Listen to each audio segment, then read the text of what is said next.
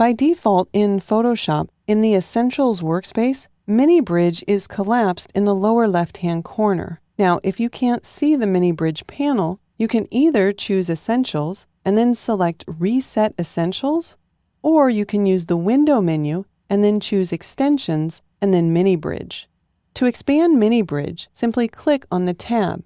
You can then expand it further by positioning your cursor at the top of the window and dragging up, or we can collapse it and make it a little bit smaller by dragging down. If you prefer Mini Bridge to appear in another location and not be nested with the timeline panel, you can click on the tab that says Mini Bridge and then just drag it out away from that nesting of panels.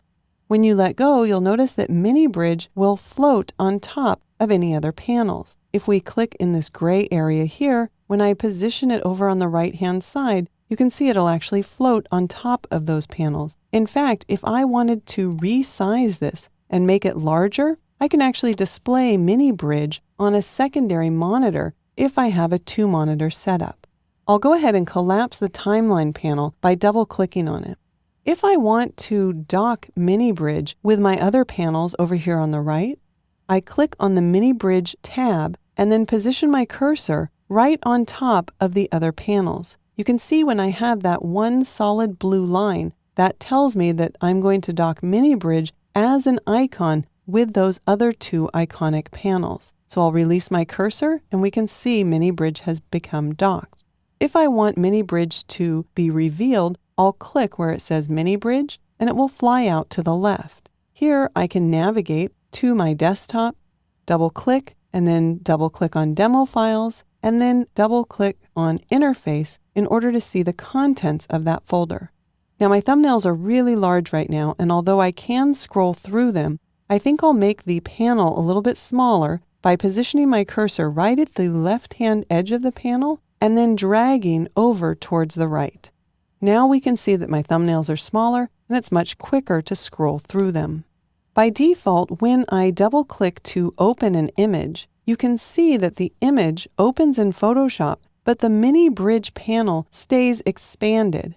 If I wanted Mini Bridge to automatically collapse after I open a document, I could Control-click on Mac or right mouse click on Windows and choose the option to auto-collapse iconic panels.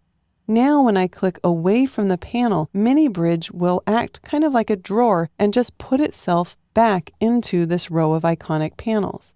So now if I click to open Mini Bridge, we navigate down. I'm going to skip the second image, but I'm going to double-click on the third thumbnail here and open it. When I double-click, sure enough, it's open in Photoshop, and when I click away, Mini Bridge will auto-collapse. If I want to turn that off, all I need to do is click again on Mini Bridge and then either Control-click on the Mac or right mouse click on Windows and toggle off the auto collapse iconic panels. Now, even if I click somewhere else in my image, you can see that Mini Bridge doesn't auto collapse. If I want to put Mini Bridge back, I need to click on the double-headed arrows right here to collapse it, and then click again on Mini Bridge to expand it. There's a quick shortcut that you should know about when you're working with Mini Bridge. I'm going to navigate to a different folder. I'll go up one level to the demo files, and then I'll click on the 0102 Bridge folder. Then I'll select File and Browse in Bridge. When Bridge is displayed, you'll notice that those 2 folders are not in sync, and that's a feature. However, by default, if I have a folder targeted in Bridge, and then I return to Photoshop, Mini Bridge gets redirected to that folder. If I wanted to navigate to a different folder here in Mini Bridge again, for example, I'll go up one level to the desktop and back to 0102.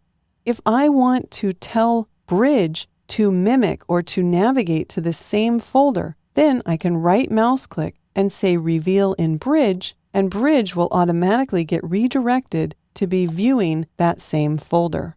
Now in Bridge, I'll navigate back to the 07 Interface folder and then click on the boomerang. When I return back to Mini Bridge, it's going to redirect that folder for me.